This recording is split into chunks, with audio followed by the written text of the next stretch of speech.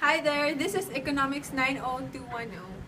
You wake me up when I'm asleep for days. You pull me down, down, like tidal waves when you're around. Ooh, you make my body ache. Electricals charging through my veins, my veins. Welcome once again to today's episode of Economics 90210, your latest and freshest update of the economic status in town. We are having because somebody sent us a feedback. Good day, Economics 90210. Just call me Mona, an economics student. I have trouble understanding short-run aggregate supply. Would you care to make a video, please? God bless you guys and more power. Hi Mona, we are so glad to explain this concept to you. So without further ado, let's get to it. Drive right down to ride your rocket to cloud nine. What is short-run aggregate supply? Short-run aggregate supply shows the quantity supplied of all goods and services at different price levels. Holding all things constant or ceteris paribus, an upward sloping line in a price level versus quantity supplied will explain this concept. As the price level rises, firms increase the quantity of supplied goods and services, and as price level drops, the quantity supplied of goods and services decreases. Basically, it is the exact same concept of supply, only that you are describing it in terms of price level, not just price. But why is the curve upward sloping? There are two reasons why. It's because of the sticky wages and workers' misconceptions. Sticky wages means that wages are inflexible. In simple terms, wages don't change for a few years because of contracts the workers and employers agree upon. They do this to make sure that they get the best mutual benefits in the event of any disruptions in the market. Employers are insured of labor and the workers are insured their income. To understand this, let's define nominal wage as the wage of labor in a given hour and real wage as nominal wage per price level. Real wage is directly related to quantity supplied of labor. As real wage rises, the quantity supplied of labor increases, and as real wage drops, the quantity supplied of labor decreases. In simple terms, more workers are willing to work at higher real wages than lower wages. On the other hand, real wage is inversely related to quantity demanded of labor. As real wage rises, the quantity demanded of labor decreases, and as real wage drops, the quantity demanded of labor increases. Employers hire less workers when real wage is high.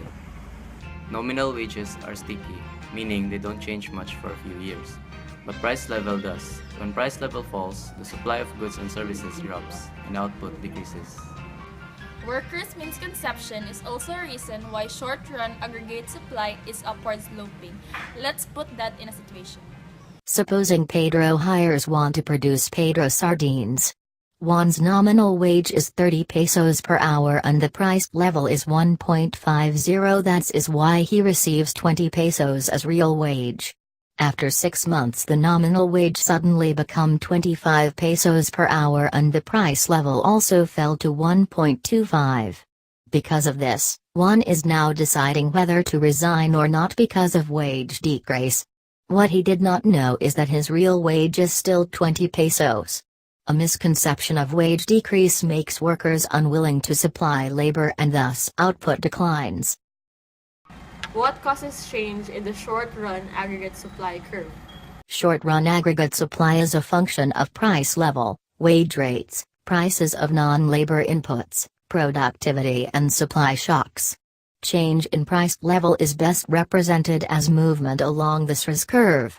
All the other factors make the SRAS curve shift rightward or leftward. There are actually 4 shift factors that change the short-run aggregate supply. Wage rate, price of non-labor inputs, productivity, and supply shocks. Let's talk about wage rate first. Profit per unit is equal to price per unit minus cost per unit. A higher wage rate gives higher cost at constant price per unit will translate to lower profit. With this, firms would hire less workers and thus result to lower production and output. The SRAS curve shifts to the left. In simple terms, a rise in the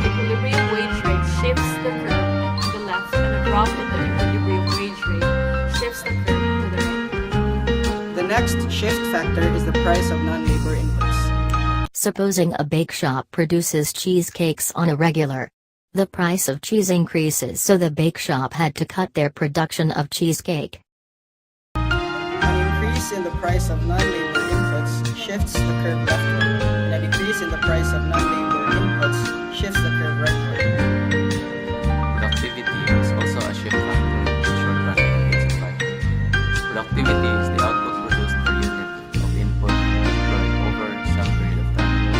An increase in productivity shifts the graph to the right. Technological advancement, larger stock of capital goods, and a more educated labor force are factors that increases the productivity. The last shift factor of the short-run aggregate supply curve is the supply shock. There are two kinds of supply shock: the adverse supply shock and the beneficial supply shock. Adverse supply shock shifts the curve leftward due to unusually harsh climate or cutback of capital goods such as agricultural crops and oil. On the other hand, beneficial supply shocks shift the SRIS curve to the right due to good weather, leading to increased production output. There you have it. That's what short-run